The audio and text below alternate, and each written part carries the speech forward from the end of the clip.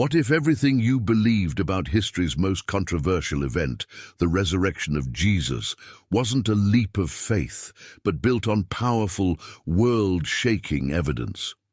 Imagine a moment so staggering that it split history in two, ignited unstoppable movements, and transformed doubters into fearless revolutionaries overnight.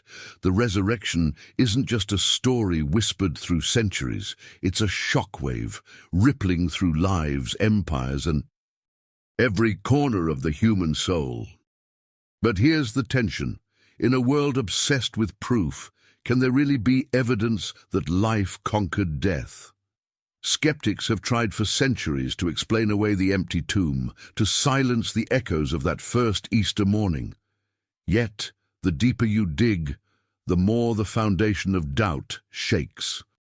Today, you'll discover the whispers behind ancient stone, secrets hidden in plain sight, and facts that even fierce critics can't ignore.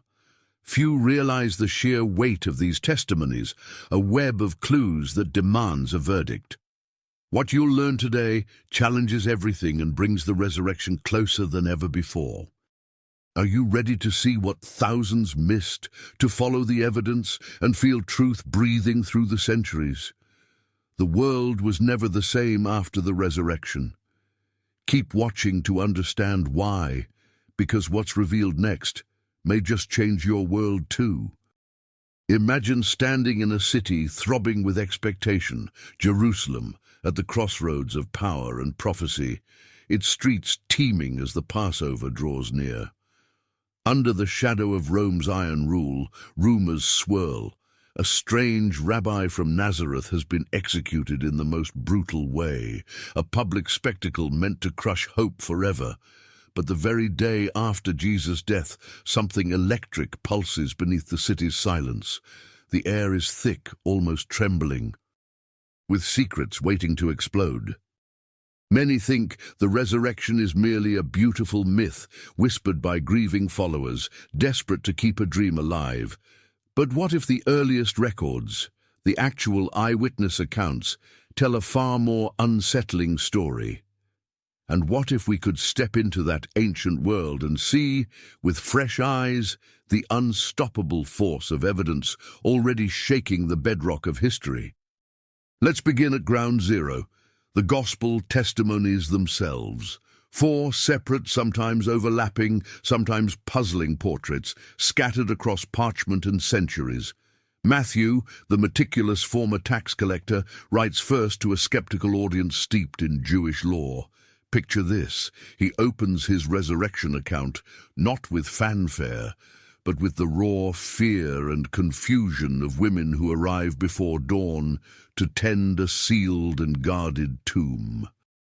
Suddenly, there's an earthquake, violent, disorienting, undeniable.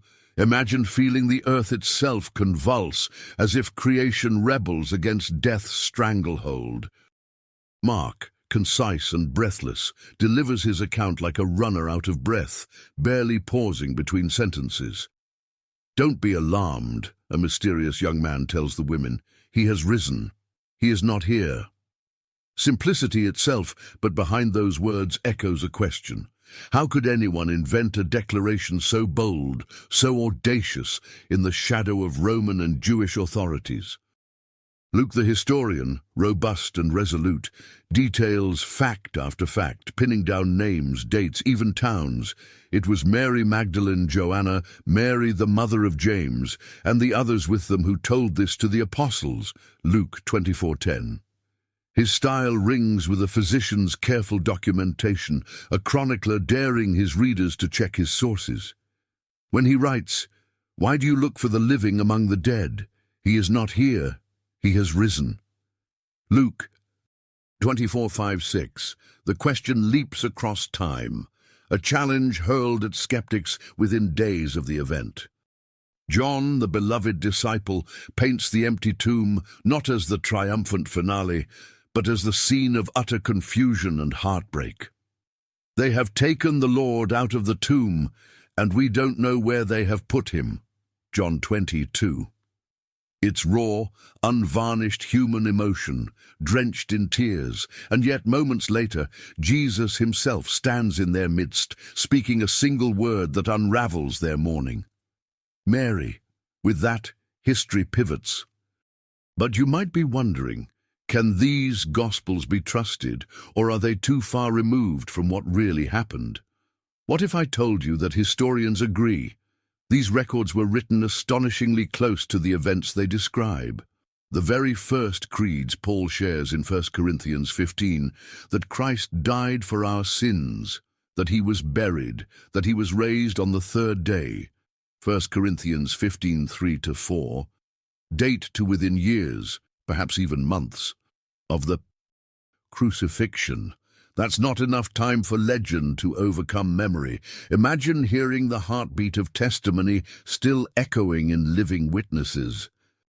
This shows us something profound about the resurrection. Its initial witnesses had everything to lose by testifying. In the volatile tinderbox of Judea, following a crucified leader was a death sentence. Yet contrary to expectation, women are the first to see the risen Jesus, an explosive detail, given that women's testimony was barely valued in ancient courts. If the story were fabricated, why choose society's most fragile witnesses? Unless it really happened. Let's zoom out. What did the enemies of this new movement do?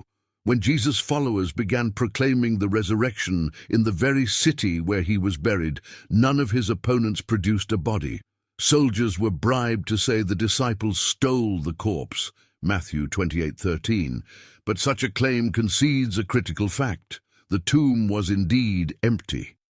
Even the earliest critics, from Jewish leaders to Greco-Roman historians, never argued that Jesus' body was still there. No ancient inscription marks his resting place. No shrine became a pilgrimage site. Instead, a void, a silence louder than any denial. But the tension deepens. The very existence of the Christian movement hinges on something extraordinary. A tiny band of terrified disciples, scattered and shattered, suddenly reassemble and ignite an uncontainable revolution. Within weeks, Peter stands before thousands and declares, "God has raised this Jesus to life, and we are all witnesses of it." Acts 2:32. Their message is not subtle, it's subversive, defiant, impossible to ignore. Wouldn't the quickest way to crush this movement have been to produce a corpse? You may be sensing a pattern. The evidence is not built on one isolated declaration, but on a tangled web of events, sightings, and changed lives, each thread holding under scrutiny. And then there's the matter of Jerusalem itself. Scholars agree the claims of resurrection exploded, not in a distant land where facts might be obscured, but precisely where verification was easiest. Every claim could be challenged, every empty tomb checked. Yet, against all odds, the message spread like wildfire. Pause here for a moment. Picture torchlight flickering against ancient stone, the crisp chill of night, disciples whispering in fear, then emerging with courage that none could explain. Many believe stories like these are born in distant legend. But the profound truth is, the first Christians risked and gave their lives for this claim. Not just in private belief, but in the leaping fire of public declaration. And so, the paradox sharpens. If the resurrection was a fabrication, why the transformation? Why launch a message destined to provoke scorn, oppression, and even death on the fragile testimony of grief-stricken outcasts? What happened next would echo through centuries, toppling empires and upending expectations. Yet even now, one question remains open, a question that continues to shake honest seekers and hardened skeptics alike. If the resurrection changed the very fabric of history, what deeper spiritual realities does it point to? What might we uncover when we look beyond the facts, into the very heart of what it means for life, death, and everything in between? Because in the next part, we venture beyond the stone and the empty tomb. We'll follow the ripple effects of this event, not only through ancient records, but through the spiritual currents that still surge beneath the surface of every human longing. What you're about to discover may upend everything you thought you knew about faith, doubt, and destiny. Stay with me, because the evidence so far is only the beginning. Close your eyes for a moment. Picture the early dawn in a garden still heavy with shadows, a world suspended between night and light. You can almost feel the chill on your skin and smell the dewy earth where an abandoned burial cloth lies, strangely undisturbed, like a secret just waiting to burst open. What happened in this moment wasn't only the turning point of history, it was a jolt to the soul, a revelation that would split the meaning of existence in two. So what is it about the resurrection that reaches beyond history and facts? Why does it claim a space not only in dusty records, but in the very heart of human longing? Many have wondered, if the resurrection truly happened, what does it mean for us now, spiritually, existentially, theologically? Let's begin where the tension is highest. The ancient world was no stranger to tales of gods and heroes escaping death. But none dared to say, as Paul thundered, "If Christ has not been raised, your faith is futile, you are still in your sins." 1 Corinthians 15:17. This isn't comforting myth-making, it's an all-or-nothing wager. The early Christians didn't offer platitudes about hope, they staked their entire spiritual cosmos on a single event. You might be wondering, why make the resurrection the linchpin? Here lies a paradox that shatters ancient and modern expectations alike. In Jewish belief, resurrection was supposed to be a collective event at the end of time, never a solitary breakthrough in the middle of history. And in Greco-Roman thought, the idea of bodily resurrection was almost absurd. The flesh was seen as a prison to escape, not something to long for. Yet, the message the first disciples proclaimed is drastically different. God raised him from the dead, freeing him from the agony of death, because it was impossible for death to keep its hold on him. Acts 2:24. Pause and let that sink in. Imagine death, once the inescapable shadow, the final and absolute defeat, suddenly revealed as overwhelmed, outmaneuvered, broken. The resurrection is not just a reversal of tragedy. It's a declaration of cosmic victory, so unexpected, so staggering, that even the disciples could barely take it in. While they still did not believe it because of joy and amazement. Luke 24:41, an emotional whiplash where doubt and wonder collide. This shows us something profound about the spiritual meaning of the resurrection. It marks the eruption of a new creation. The Apostle Paul doesn't downplay what happened. He calls Jesus the firstborn from the dead, Colossians 1:18, a prototype, a down payment for a world waiting to be remade. The resurrection signals that God has breached the seemingly unbreakable barrier between mortality and eternity. Imagine humanity's greatest fear, death itself, now unraveled, exposed as vulnerable, no longer the last word. But the implications go even deeper, a burst of light in the deepest darkness. The resurrection isn't just about something that happened to Jesus, it's the axis of reconciliation, the doorway to forgiveness, grace, and new identity. He was delivered over to death for our sins and was raised to life for our justification, Romans 4:25. In other words, the resurrection's power surges through every level of existence, cosmic, spiritual, personal. Consider how radical this is. Many spiritual traditions teach that enlightenment or transcendence is something you strive to achieve, step by painstaking step. But the message of the resurrection is startlingly different. Grace does not climb, it descends. It bursts forth from the tomb before a single disciple can believe, before anyone proves themselves worthy. God acts first, decisively, unexpectedly, undoing the curse from Adam, not in mythic grandeur, but in the concrete flash of an empty grave. This is where the tension sharpens. Most people, ancient or modern, instinctively feel that second chances require repayment, that forgiveness must be earned. But the resurrection proclaims what sounds almost scandalous. Grace is unearned, unstoppable, and open to even the ones who ran away. The risen Jesus greets his betrayers not with rebuke, but with a word of peace. Peace be with you. John 20:19.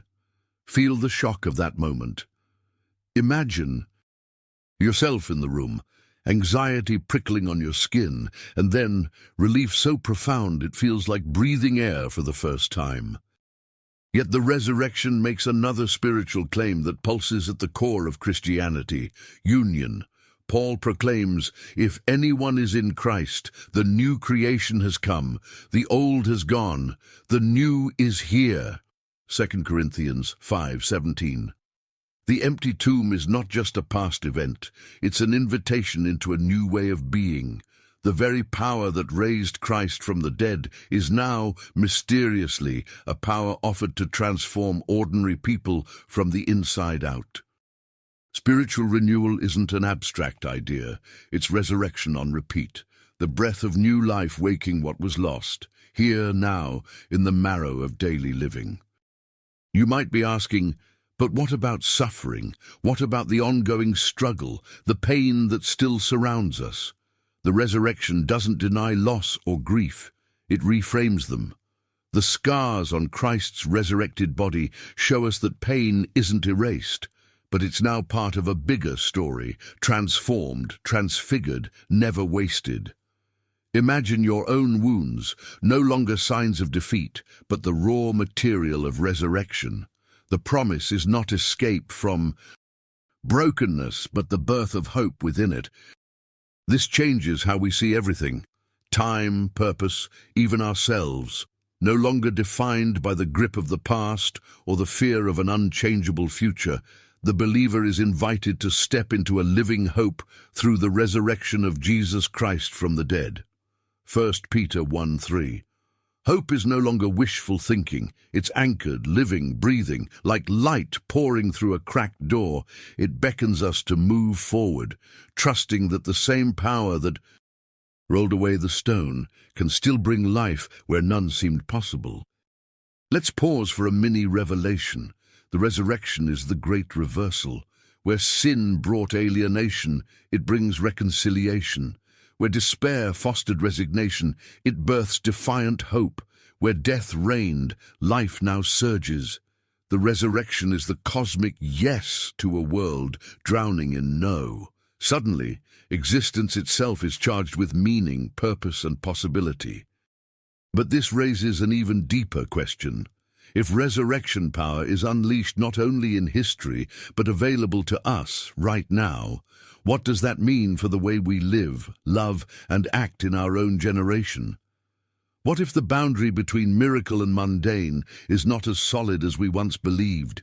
Imagine if every moment, every struggle, every act of kindness could throb with the same life-altering energy that shook the foundations of the tomb.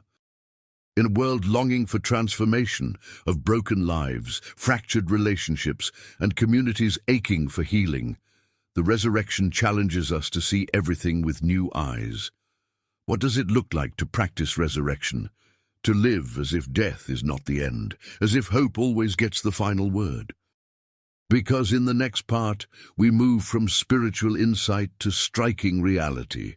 You will witness how the resurrection isn't just an ancient claim or distant spiritual hope, but a force that has shattered centuries, transformed individuals, and continues to shape the world today.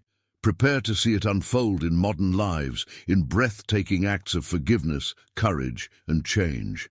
What you'll discover next will ignite your imagination about what's possible, not just in history, but in your everyday world.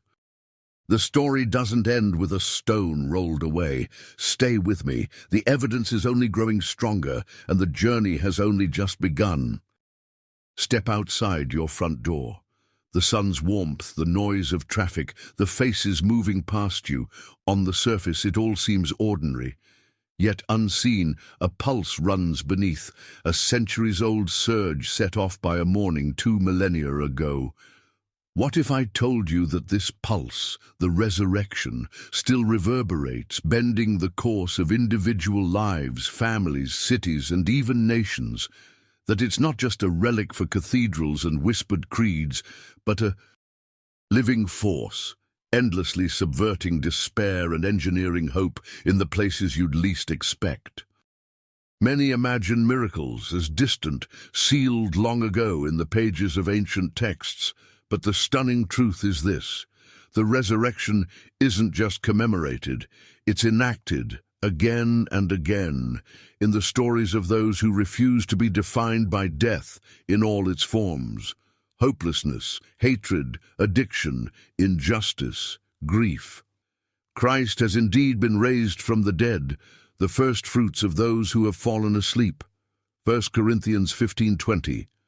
This ancient claim collides with the modern world, not as a doctrine gathering dust, but as a living, breathing revolution. Imagine for a moment, standing in a grim prison cell in Los Angeles. The concrete is stained and cold beneath your feet. Across from you sits a man who was once a gang leader, his knuckles scarred, his eyes hard from 1,000 betrayals. Now, however, something radiates from him, a quiet, disarming peace. This man, who'd grown up knowing only violence, tells you the moment that changed everything. Someone inside slipped him a tiny, battered Bible. He read the resurrection story, and it landed in him like a lightning bolt.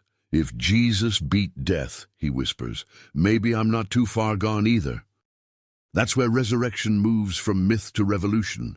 Millions can testify: addiction broken, marriages restored, bitterness evaporated into forgiveness.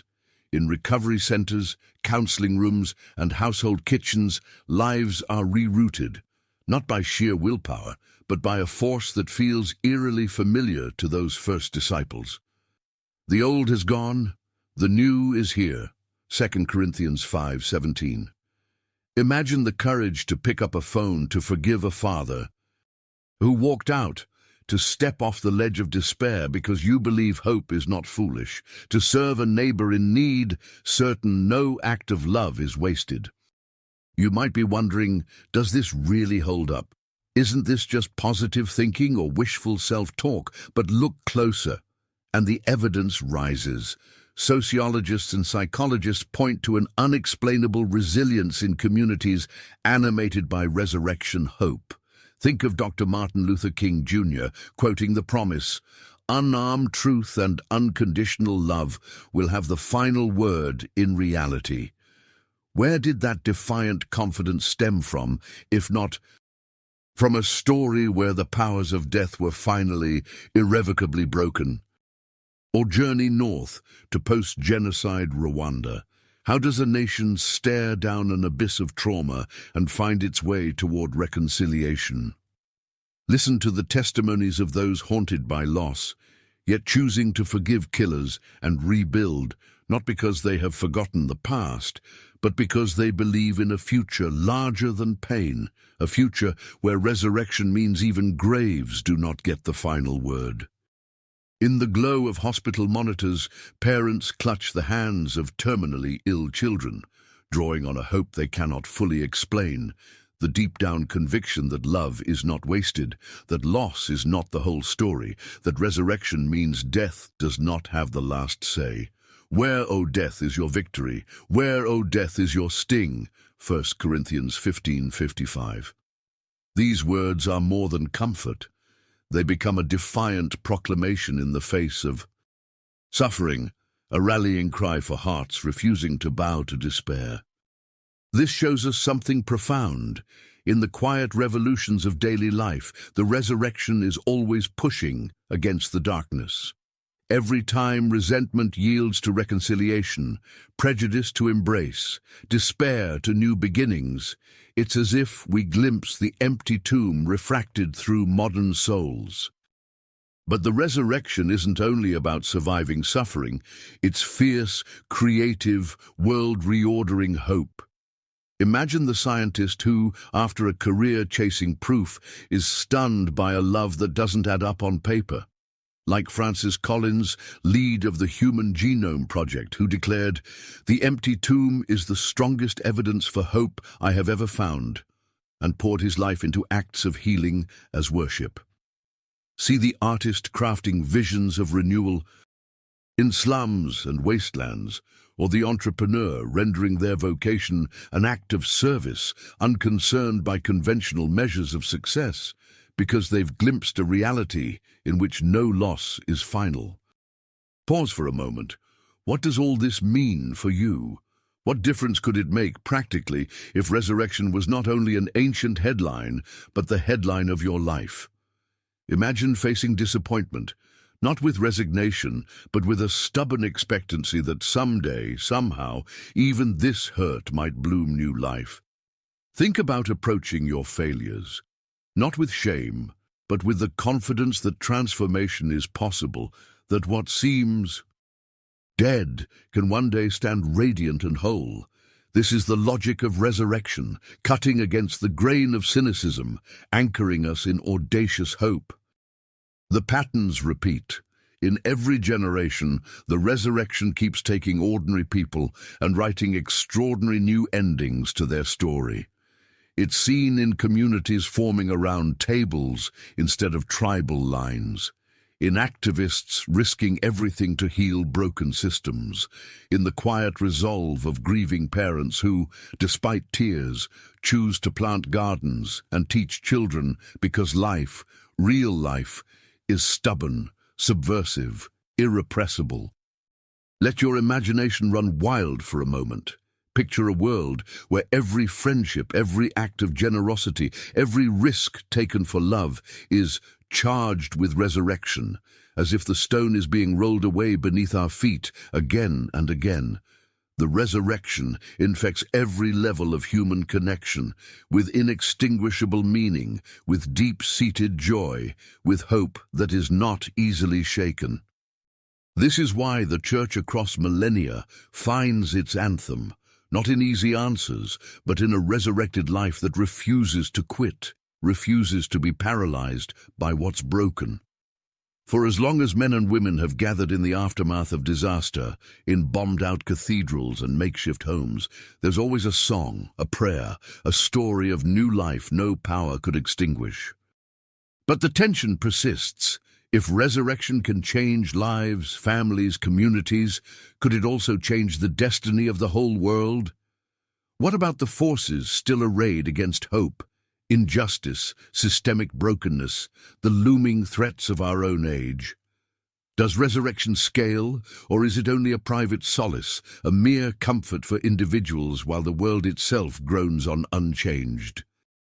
This leads us to a horizon shimmering with possibility, a future not yet fully seen, but promised, awaited, yearned for in every human heart.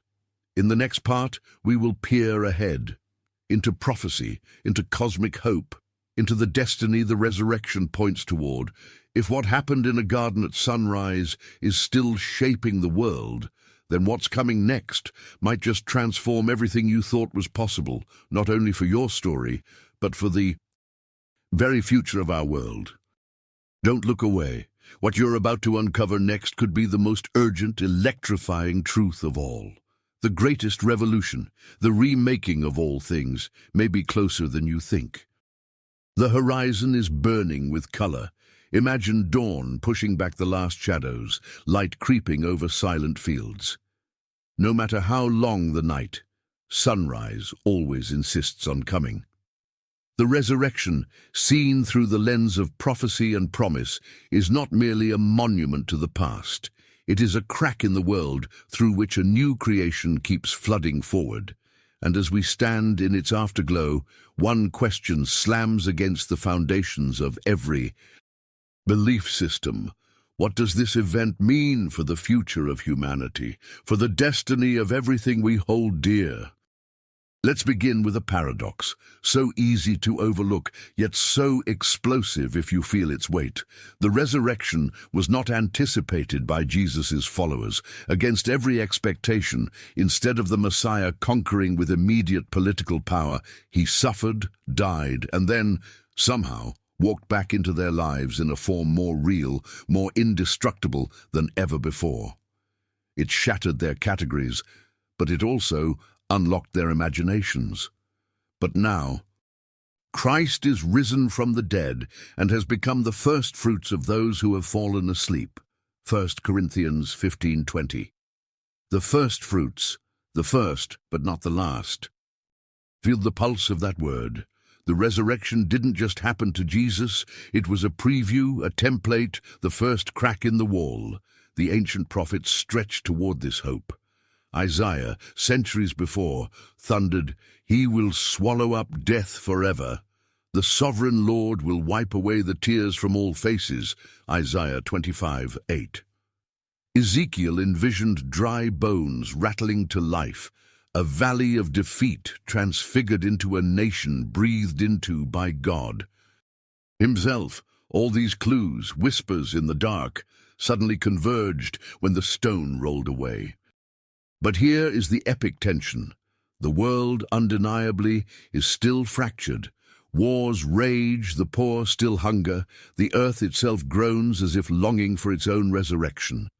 For the creation waits in eager expectation for the children of God to be revealed, in hope that the creation itself will be liberated from its bondage to decay. Romans 8:19-21.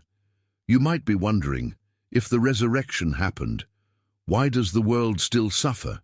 Why is the promise not yet fully seen? This is the deep mystery, what many have called the already and the not yet. The resurrection didn't erase every shadow in a moment. Instead, it's a pledge, a down payment, a world-altering assurance that night is on a timer. Imagine history as a great story. The decisive battle has been won, but the cleanup, the healing, the final renewal, all this is in motion, but not completed. Jesus, the firstborn from among the dead, Colossians 1:18, stands as a prophecy in living form. What happened to him will happen to all who belong to him, and eventually to the entire cosmos. This shows us something profound about prophetic hope. In a universe marred by heartbreak, the resurrection is God's declaration that every story of loss, every tragedy, every injustice will someday be rewritten. Behold, I make all things new. Revelation 21:5. Let your heart feel the thunder in those words, not just consolation, but restoration, not just survival, but resurrection, flesh and spirit, earth and heaven, joined at last in a harmony we've only ever glimpsed in dreams. Imagine walking through a world where nothing beautiful is ever truly lost, where every tear is carefully stored for a final joyous return. That's the scope of resurrection hope. It's not escapism, it's a call to anticipate, to practice in the present the future God has promised.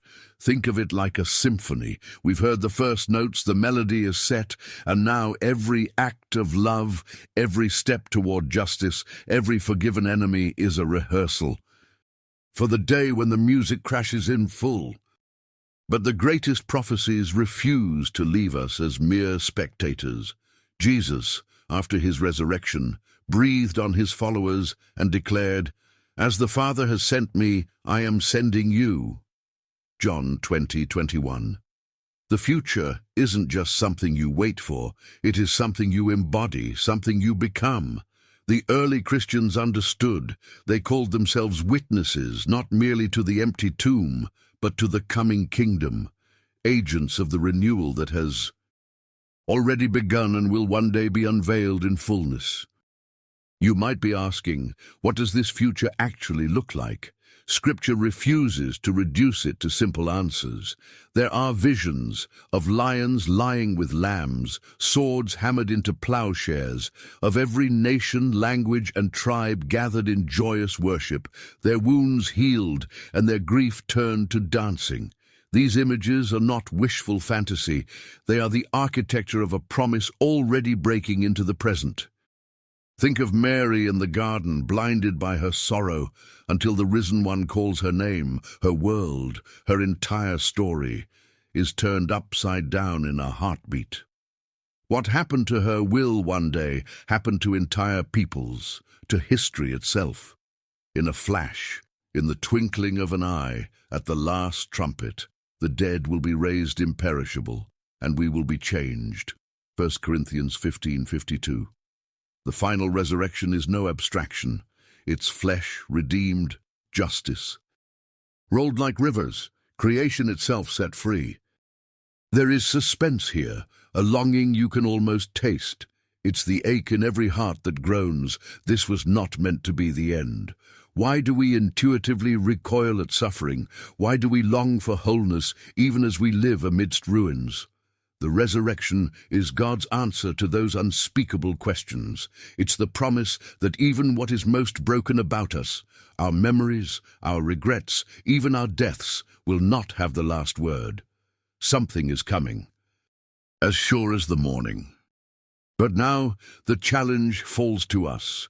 The resurrection is a prophecy not just of what will happen, but of the kind of people we must become. Those who risk reconciliation when hatred dominates, who dare conserve beauty when hope seems lost, who stand for justice even when the world yawns in indifference. For if God is making all things new, then nothing, absolutely nothing done in love will ever be wasted. Every small act is woven into the coming tapestry, every glimmer of hope a seed for the world to come. Let this fill your senses.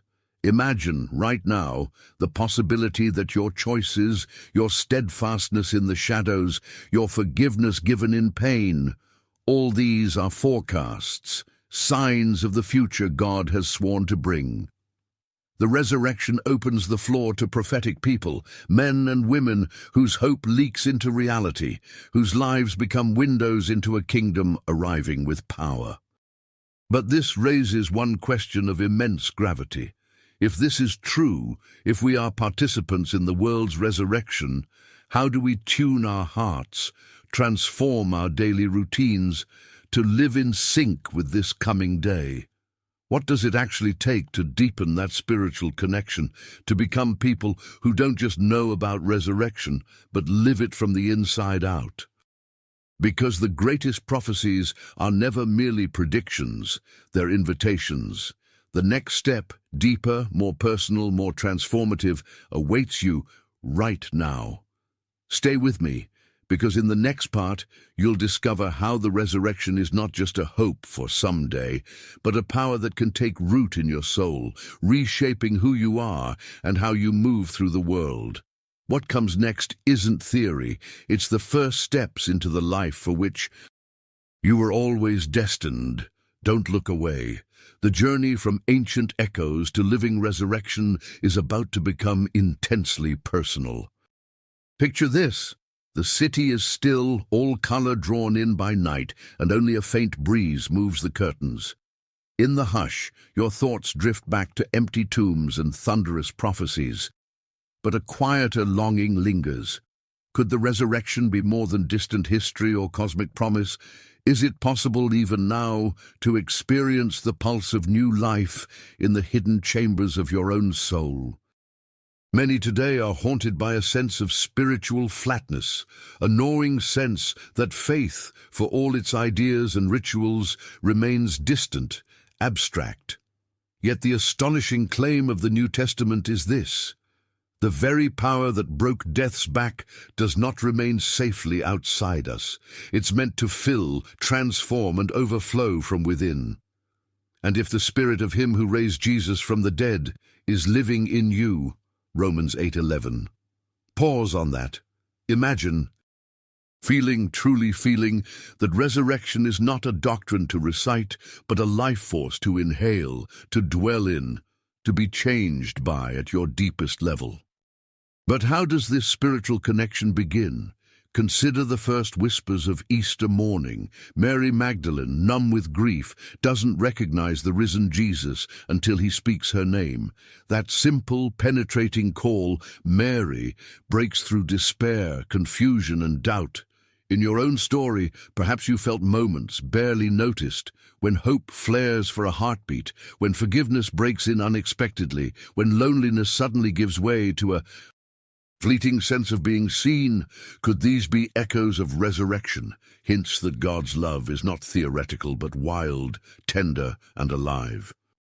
The resurrection invites us into a relationship, not just with ideas, but with the living one who walks out of graveyards into gardens of encounter. Think of the disciples on the road to Emmaus, trudging along with crushed hopes until a stranger draws near.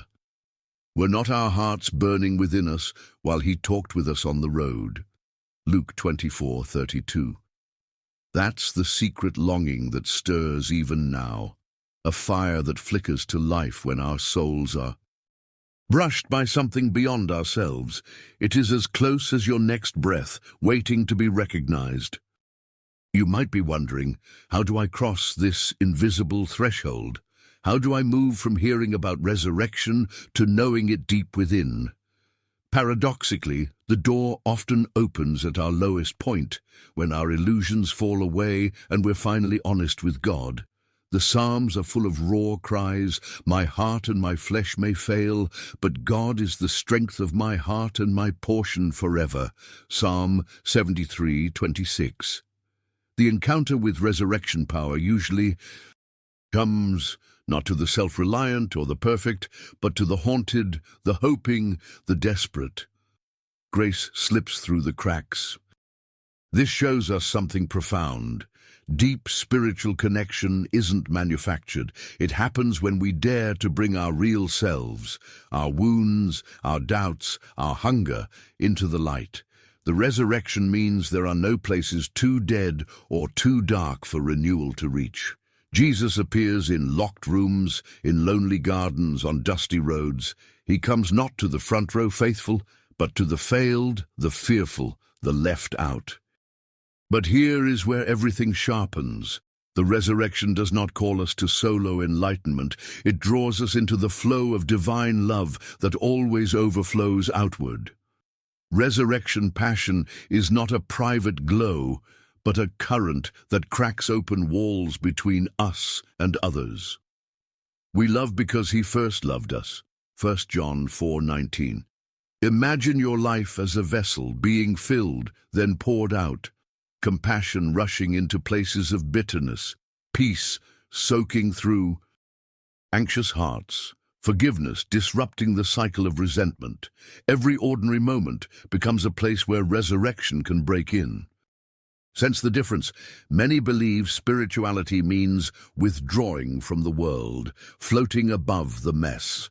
But the astounding news of the resurrection is that God enters the mess with us, bringing sacredness to the everyday. Even in sorrow or struggle, there comes the subtle but unmistakable touch, a strength when you think you've reached the end, beauty glinting in the middle of pain, a courage to risk love one more time. Think of a parent at the edge of exhaustion, choosing patience when their nerve is gone, or a young woman, betrayed and hurt, opening her heart to friendship again. Or an old man, every day a struggle, who sings anyway because praise has become the language of resistance. These aren't small things. They are the very shape of resurrection made visible in our world. Yet you may still ask, how do I keep this connection alive? The wisdom of the ages echoes back. The practices are simple, but their effect profound. Silence and listening, space for God's Spirit to whisper words of renewal. Honest prayer, not ritual, but your truest fears, joys, failures, and hopes laid bare before the living God. Immersing in Scripture, not just as text, but as a living library, where the same Christ who rose meets you page after A page, opening up in vulnerability to others, confession and encouragement, the weaving of hearts where Christ is manifest, and perhaps most daring, risk. Risk acts of faith and love that go beyond self-protection. Step toward the person who hurt you. Serve where you feel empty. Trust that God's power is not just for saints or superstars, but for ordinary people daring to say yes to life after loss. A mini revelation awaits you here. The resurrection means you need not manufacture divine love from your own meager supply. You receive it, unexpected, unearned, but relentless. The more you lean in, the more available it becomes. Like a riverbed that deepens and widens with each rain, so your soul is shaped by every choice to trust, to listen, to forgive. But let's not gloss over the struggle. The journey of deepening spiritual connection is not linear. Doubts surface, shadows linger. The echoes of old habits sometimes drown out resurrection's melody, and yet the invitation stands, I am the resurrection and the life. The one who believes in me will live even though they die. John 11:25. Imagine feeling the weight of that promise, hope staking its claim in your spirit, a horizon of light, piercing through your darkest night. Here, an even more dramatic paradox emerges. The further you go, the more you realize resurrection isn't just a private spiritual reality, but a bond of kinship, a shared experience that binds you to others and to the larger story of God's redemption. Spiritual connection to Christ becomes a web of spiritual connections to all who are joined in his life.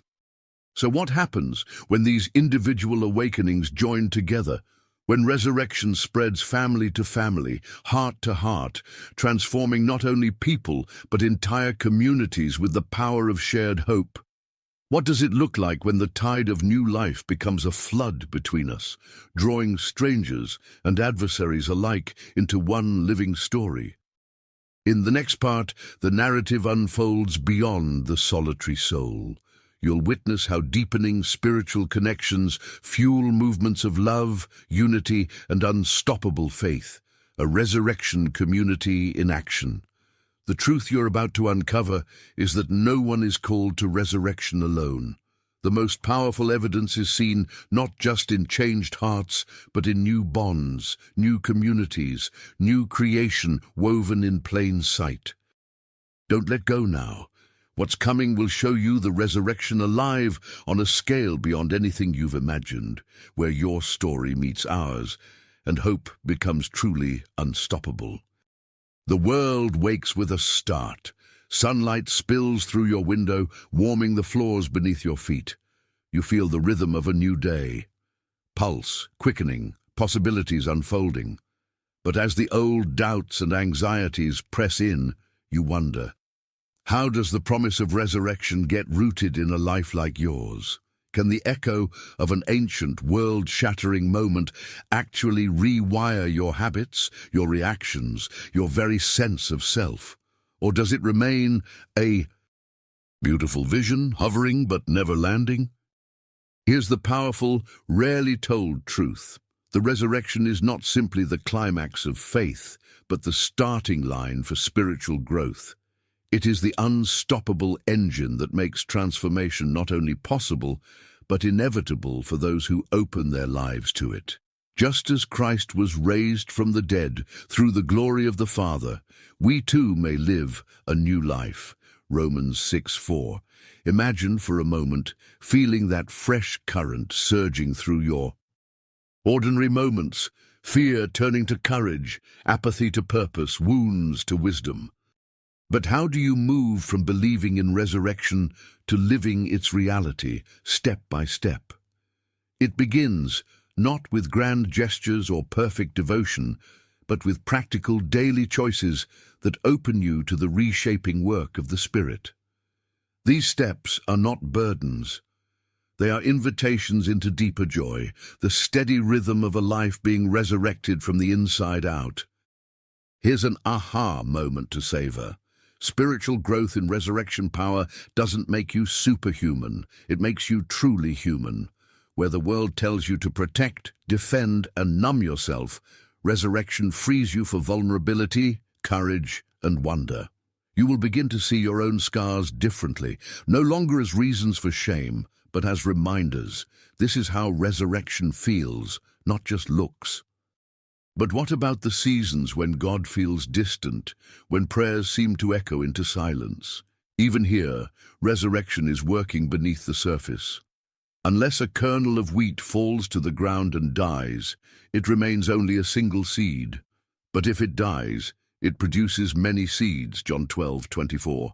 Trust that the hidden work is sometimes the most powerful, and that what looks like loss is often the planting of a deeper harvest.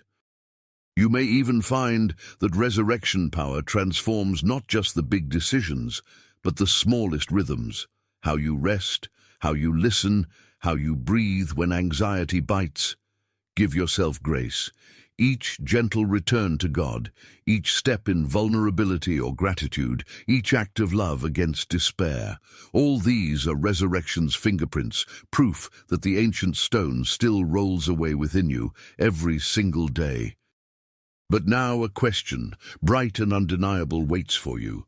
If the resurrection comes alive whenever we risk growth, embrace grace, and reach for love, what happens when this journey is shared?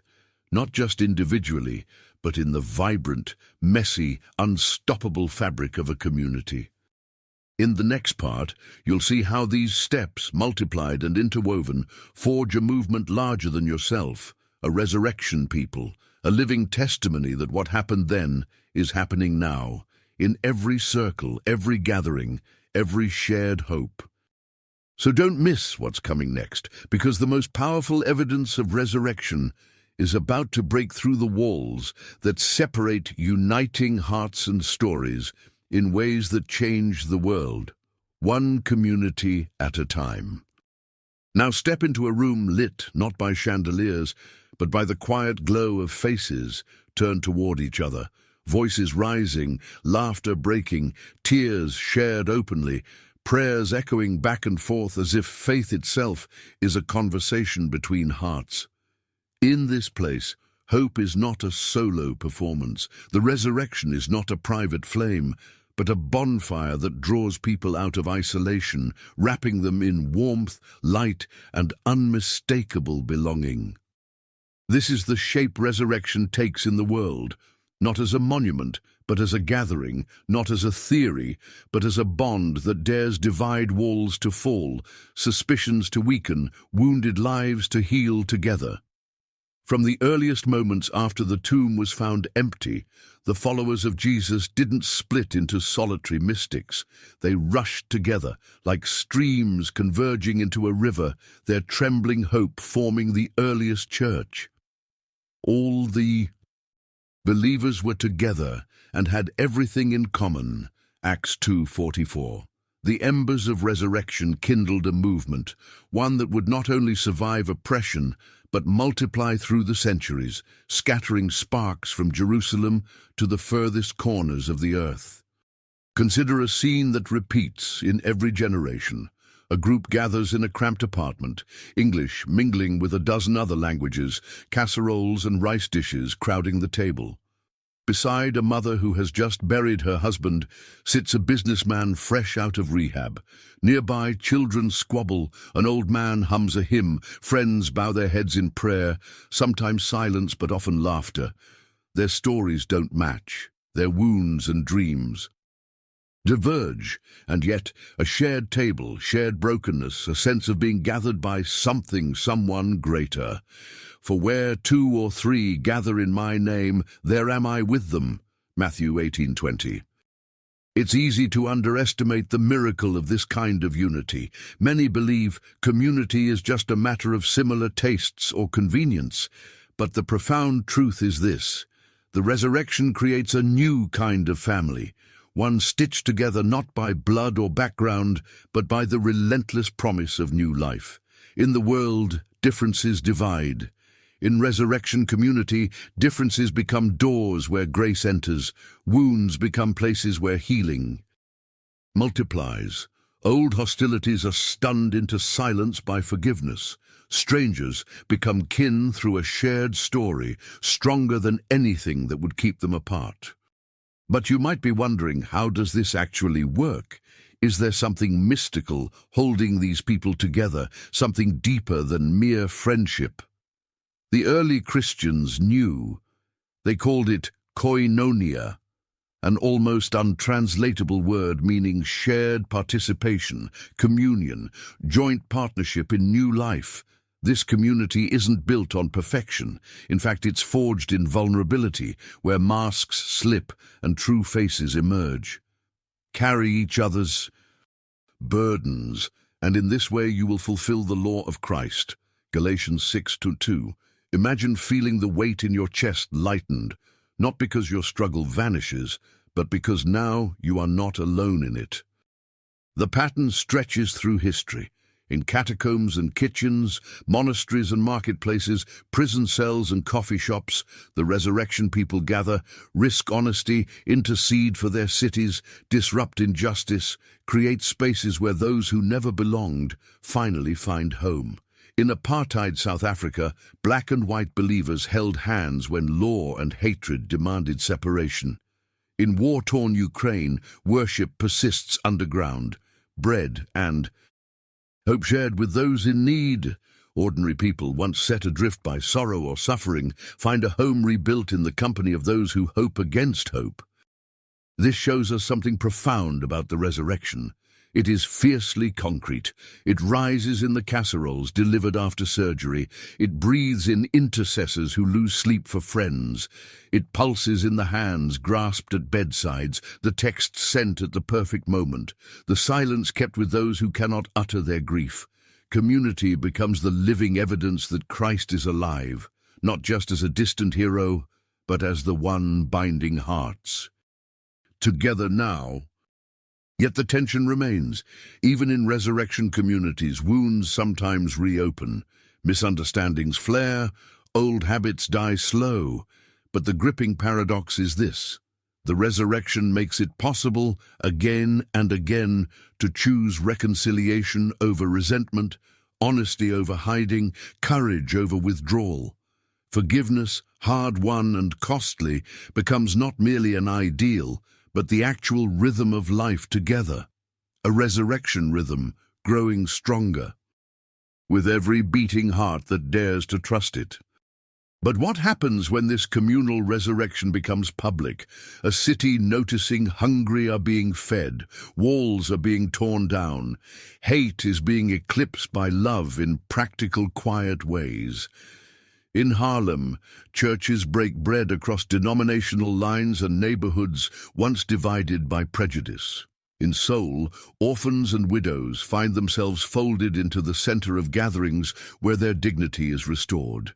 In remote villages in Latin America, entire towns trade vengeance for peace, because Christ's resurrection means cycles of violence can be interrupted, broken like the power of death itself. Pause and imagine. What if your neighborhood, your workplace, your school, your city began to feel the tremors of resurrection through shared acts of faith, hope, and love? What if loneliness, the invisible plague of the age, lost its sting one invitation at a time? What if enemies began the slow, awkward, beautiful process of becoming friends? Not because grievances vanished, but because something stronger, someone stronger, stood between them. Breathing peace? You might be asking, is this truly possible for me? Can I experience this resurrection community, or am I doomed by isolation, past wounds, or the barriers that seem immovable in my life? Here's the floodgate opening secret. The same Spirit that raised Jesus from the dead, the same power that built the church out of cowards and skeptics, is waiting to draw you in. All it takes is one step. Show up.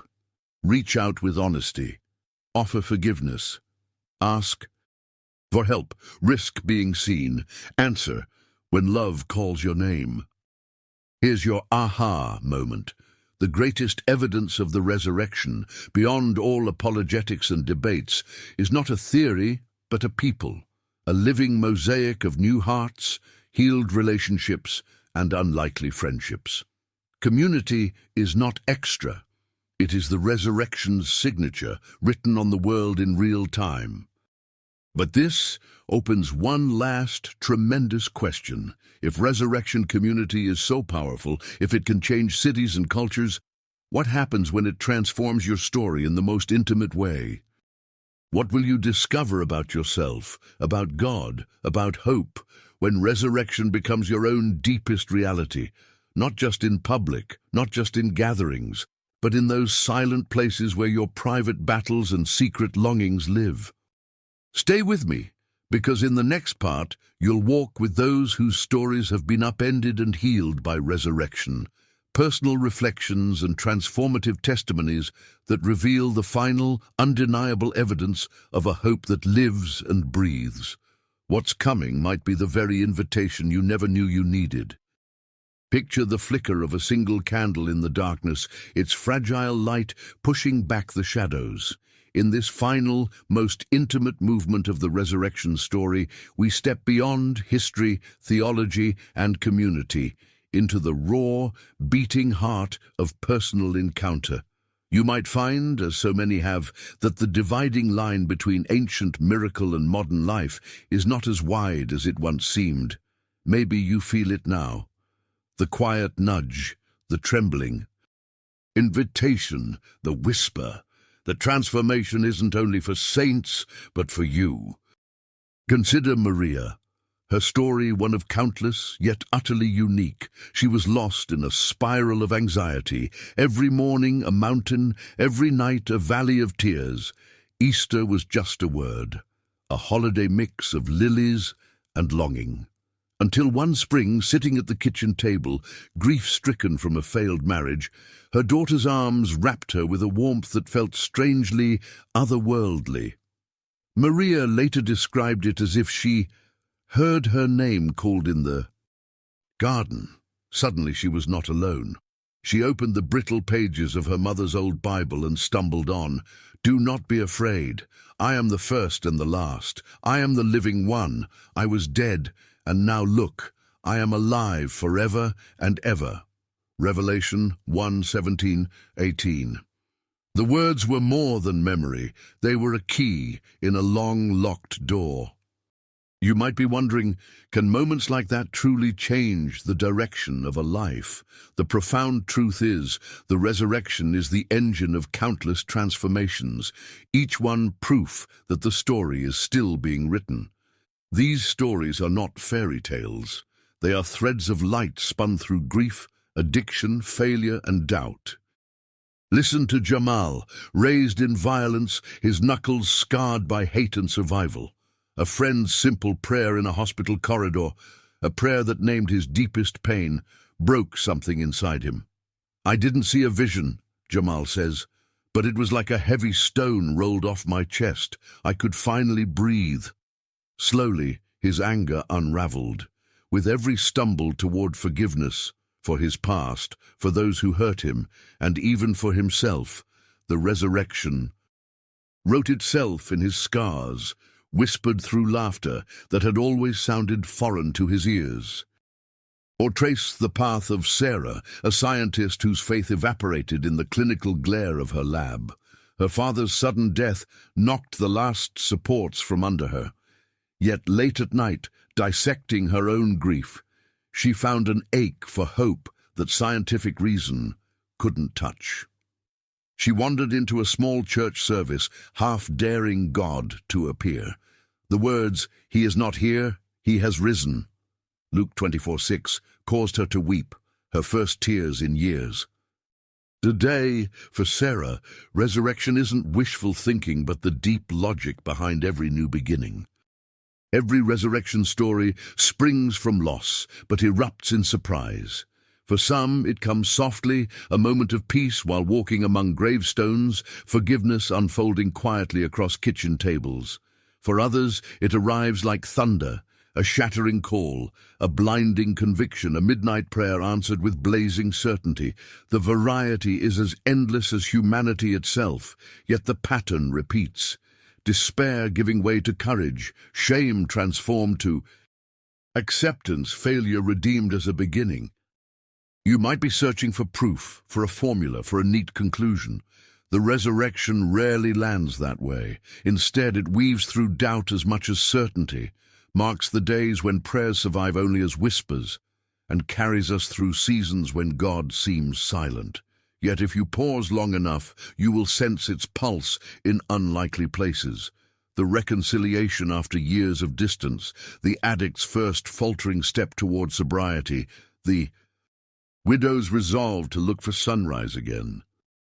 There's something haunting and glorious about how the biblical witnesses told their stories. They included their terror, their doubt, their slowness to believe. They could have erased their failures, painted themselves as instant heroes. But they didn't. They insisted on showing the cracks so we might see resurrection through them. "Why do you look for the living among the dead?" the angels asked. It's a question that ripples through every generation, a gentle rebuke to all who think the best is behind them, a stubborn invitation to look for life where all seemed lost. Now turn inward. What is your story? Where are the tombs you visit, the dreams sealed behind stones, the wounds you thought would never close? The promise of the resurrection is staggeringly personal. New life is always, always possible. No story is too lost for a new chapter. No heart is too broken for hope to take root. The living Christ calls you by name, not through thunder only, but sometimes through the quiet memory of joy, the longing for peace, the defiant refusal to let despair write your ending. Perhaps the most powerful evidence is found when strangers dare to share their stories and find their scars mirror each other's. In support groups, church basements, online chats, park benches, hope passes hand to hand, a living testimony that the stone keeps rolling away in every age. We were therefore buried with him through baptism into death, that just as Christ was raised from the dead through the glory of the Father, we too may live a new life. Romans 6:4. Notice the we. Not saints alone, but all who risk opening to grace, all who say yes, even while trembling. This is the invitation that echoes from the empty grave. Will you write your story into the resurrection? Will you let ancient hope become present reality? Not by pretending doubt is gone or suffering is finished, but by stepping forward, by naming your wounds, by daring to hope one more time. Because the journey does not end here. Every story told, every scar healed, every life restored becomes new evidence, new witness, new proof. And what if your story, yes, yours, will become the very spark someone else needs to find the light again? The revolution of resurrection is still unfolding, and you stand on its threshold. The next step is yours. Step forward into the story. The world is waiting. You have traveled with me from the shadowed streets of Jerusalem to the kitchen tables and silent, hurting corners of our modern world. From the first, trembling witness of the empty tomb to the shared, stubborn hope that stirs in families, communities, and hearts even now. We began with a great, tender question. What if the resurrection is not merely a leap of faith, but a foundation of evidence strong enough to change history, strong enough to remake a single soul? Now, as the journey draws to a close, we gather up every insight, every revelation, every story, laying them side by side to see the full, dazzling tapestry that God has been weaving since that explosive dawn. Now we can clearly see that the resurrection is not an isolated miracle sealed in ancient stone, a secret for the holy or the hopeful alone. When we bring all these truths together, a divine pattern emerges. The resurrection is the hinge of history, the quiet revolution behind every defiant sunrise, every act of forgiveness, every trembling step toward hope. It is the bedrock beneath the world's greatest revivals and the pulse that runs unseen. Through the smallest, most humble acts of human courage, the evidence did not stop with eyewitnesses. It keeps rolling forward, multiplying into the lives of those who were lost and found, broken but still breathing, doubting yet ready to risk faith once more. Stop and feel the weight of this moment. Let it catch you, not with pressure, but with promise. For many, life is a pattern of repetition, disappointment and resignation, a cycle as predictable as day following night. But you are invited to break the cycle, to live by a logic that defies despair and transcends emptiness. Resurrection life is not just for saints or martyrs, it is the birthright of every person who dares to trust that things which seem most dead can live again. Many live as though walls are final and stories are already written, but you are invited to believe in the God who rolls stones away. Can you sense the emotional crescendo? Each historical fact, each prophecy, each act of love and courage has led us here, to the edge of possibility. The resurrection is not merely news, it is an invitation, a beginning, a call to taste and see that transformation is not theoretical, but real. Imagine, as you step into tomorrow's challenges, into the silence of prayer, into the mess of relationships, imagine what would be possible if resurrection hope truly lived in you. Imagine extending forgiveness where bitterness once reigned. Imagine risking love when it costs you. Imagine waking to a world not ruled by scarcity or fear, but by the same power that said, "Let there be light," and made good on the promise that darkness would not win. Let me tell you a story, one more to hold as your own. Years ago, a woman crushed by regret sat quietly in a church on Easter morning, her heart heavy with secrets too painful to speak. As the preacher read, "He is not here. He has risen, just as he said." Matthew 28:6. She felt a warmth like sunlight on her face. She realized, in a way that defied explanation, that resurrection was not just historical or theological, it was personal. In that instant, her past was no longer her prison. She rose literally and spiritually, carrying the hope that she could live, changed. Decades later, she would say, "I built my life on the risen Lord, stone by stone." Her grandchildren would see the evidence, not in her words, but in her joy, her embrace, her courage to begin again. The final aha is this. Resurrection is more than proof or doctrine. It is the power to live as if the end is never the end. It is the courage to dream, the endurance to try, the humility to ask for help, the strength to stand up after every fall. It is the universal witness, reverberating across centuries, nations, and hearts, that death does not have the last word. But an evidence strong enough to change the world can only be complete when it is lived out. This is God's moment for you, not someday, but now. Imagine how your life would change if you asked for resurrection in your most weary places. Not because you are good enough, but because Christ is alive and more than enough.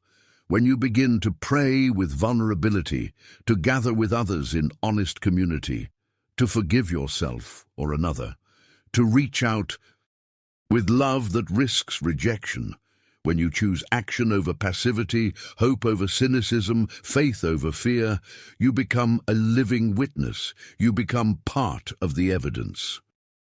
Here are 4 invitations, steps that transform inspiration into encounter, intention into experience.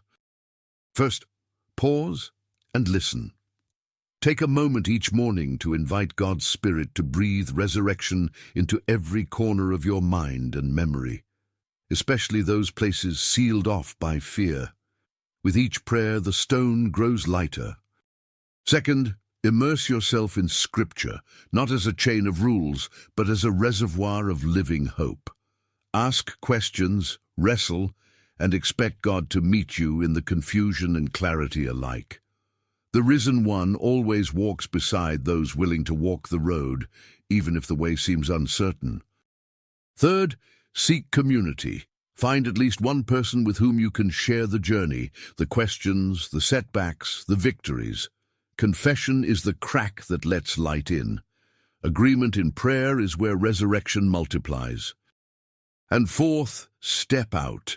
Forgive someone who does not deserve it. Serve someone invisible. Risk creating, singing, loving, or giving, not because you are certain of success, but because resurrection says that nothing sown in faith is ever truly lost. When you begin to live in this rhythm, you will find that blessings chase you in unexpected forms. Freedom from old scripts, courage to face the hardest days, joy that outpaces circumstances, a quiet confidence that you are, indeed, part of a much larger story. God's story, not finished yet. But resurrection community is built not on perfection, but participation. The evidence grows stronger every time you show up, every time you let others see where you have struggled and still hope. Your steps, however faltering, form a path for those behind you. Your story, exactly as it is, might become the spark for someone else's miracle. So I invite you now to answer, what is one place in your life that most needs resurrection? Where do you sense the invitation to hope again, to risk again, to rise again? Share your story, even a small glimpse, in the comments. When you do, your testimony becomes part of the tapestry, a beacon to others searching for light. Don't hold back. As you speak, you may begin to see the evidence of resurrection not only around you, but within you. And if this journey has awakened a hunger for more, stay with us, because deeper mysteries, greater testimonies, and new questions await. The resurrection is not the end of revelation, but its beginning. No matter where you stand, skeptic, seeker, saint, there is more to come, more to discover, more to become. Let all these truths settle into your spirit as we close with a final, unforgettable declaration, a promise echoing through every age and every circumstance, calling out to every weary soul. The same power that raised Jesus from the dead lives in you, Romans 8:11. Sit with it. Let it resound in the silence. Let it change everything.